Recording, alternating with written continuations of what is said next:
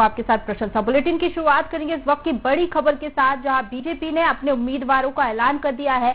उपचुनाव के लिए उम्मीदवारों का ऐलान बीजेपी की तरफ से कर दिया गया है। तो लंबे समय से ये कयास लगाए जा रहे थे कि बीजेपी कब अपने प्रत्याशियों का ऐलान करेगी, लेकिन अब इंतजार यहां पर खत्म हो गया है। बीजेपी ने अपने नामों का ऐलान यहां पर कर दिया गया है। एक लोकसभा सीट और तीन विधानसभा सीट पर उपचुनाव होना है, जिस पर यहां पर बीजेपी की तरफ से नामों का ऐलान कर दिया गया है। वहीं अगर कांग्रेस की बात की जाए तो कांग्रेस ने पूर्व में ही अपने प्रत्याशियों का यहां पर ऐलान कर दिया गया था। तो वहीं पृथ्वीपुर से बात की जाए तो पृथ्वीपुर से शिशुपाल सिंह यादव को मैदान में पार्टी ने उतारा है। वहीं रेगांव विधानसभा सीट की बात की जाए तो प्रतिभा बागरी पर यहां पर दाव पार्टी ने लगाया है। वही जोबट की बात की जाए तो सुलोचना रावत को मैदान में पार्टी उतारेगी। सुलोचना रावत हाल ही में कांग्रेस छोड़कर बीजेपी में शामिल हुई थी, उनको यहां पर टिकट दिया गया है बीजेपी की ओर से जोबट विधानसभा सीट से। वही खंडवा की बात की जाए तो खंडवा से ज्ञानेश्वर पाटिल का नाम तय किया गया है।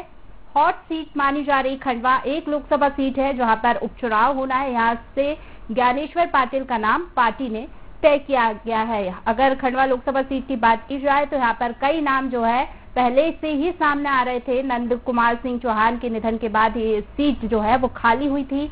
उनके बेटे हर्षवर्धन सिंह चौहान का नाम यहाँ पर सामने आ रहा था।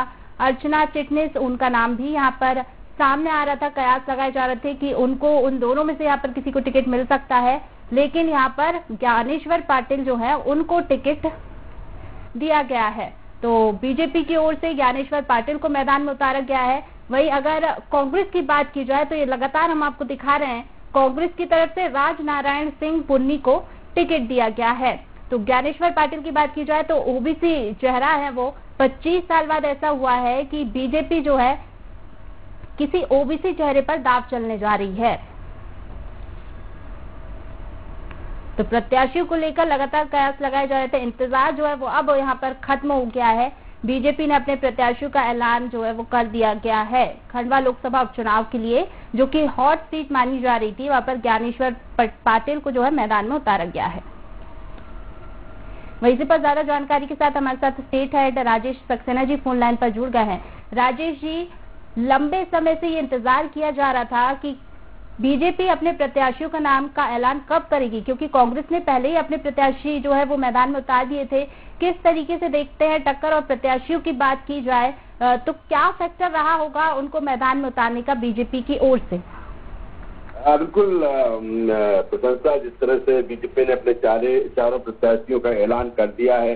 4 सीटों पर जो उपचुनाव मध्य प्रदेश में हो रहे हैं, 3 विधानसभा की सीटें हैं, एक लोकसभा की सीट है खंडवा जहां पर लोकसभा का चुनाव होना है, और 3 जो विधानसभा सीटें हैं जहां पर उपचुनाव हो रहा है, उसमें जोबट की बात करें, पृथ्वीपुर की बात करें और रेगांव की बात करें, 3 सीटें हैं। और कांग्रेस पहले ही चारों सीटों पर अपने प्रत्याशी का ऐलान कर चुकी है। इंतजार बीजेपी के प्रत्याशियों पर था और देर रात इसकी तैयारी कर दी गई थी और आज सुबह नामों का ऐलान किया गया है। निश्चित तौर पर खंडवा सीट की बात करें, जिस तरह से आपने जिक्र किया कि ये हॉट सीट है, जाहिर सी बात हॉट सीट इस बात को लेकर है क्योंकि यहाँ लगातार नंद कुमार सिंह चौहान परचम लहराते रहे हैं। 6 बार के यहाँ से सांसद रहे। उनके निधन के बाद ये सीट खाली हुई और जाहिर सी बात है यहाँ पर चेहरे को लेकर भारी मशक्कत बीजेपी को करना पड़ी। तमाम नामों का जिक्र सीट को लेकर हुआ।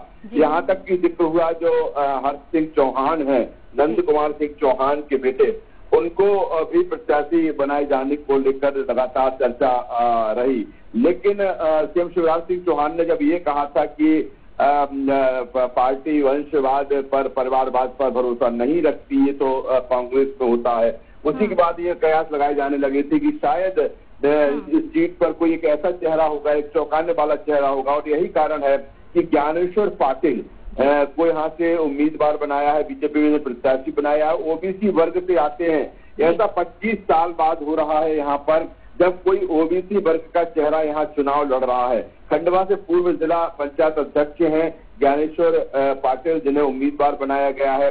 और आज उनका नामांकन पत्र भी दाखिल किया जाएगा। सीएम शिवराज सिंह चौहान और बीजेपी प्रदेश अध्यक्ष वी डी शर्मा यहाँ पर शामिल होंगे। इसके अलावा अगर हम उपचुनाव जहाँ पर विधानसभा के होना है उसकी बात करें तो पृथ्वीपुर से शिशुपाल यादव को उम्मीदवार बनाया गया है। निश्चित तौर पर इस नाम की अगर बात करें तो न्यूज वर्ल्ड भी लगातार इस बात पर चर्चा करता रहा, क्योंकि शिशुपाल यादव के पीछे तर्क ये था, पहले वो सपा में थे, फिर वो सपा से छोड़कर बीजेपी में शामिल हुए।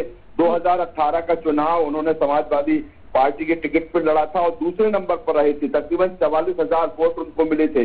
बीजेपी यहाँ चौथे नंबर पर रही थी और यही कारण कि शिशुपाल यादव को लेकर काफी संभावना थी और शिशुपाल यादव को अब वहां से प्रत्याशी घोषित किया गया है। दूसरी तरफ अगर रेगांव की हम बात करें तो रेगांव से जिस तरह से तमाम सारे नाम यहाँ पर चल रहे थे और जब जो सूची आई है उसमें वहां से जो उम्मीदवार घोषित किया है पार्टी ने, तो निश्चित तौर पर जिस तरह से ये कहा जा रहा था कि शायद जो बागरी फैमिली है उसी के वहां से एक चेहरा होगा, लेकिन जो नाम सामने आया है रेगांव से तो प्रतिभा बागरी यहाँ से उम्मीदवार होंगी बीजेपी की।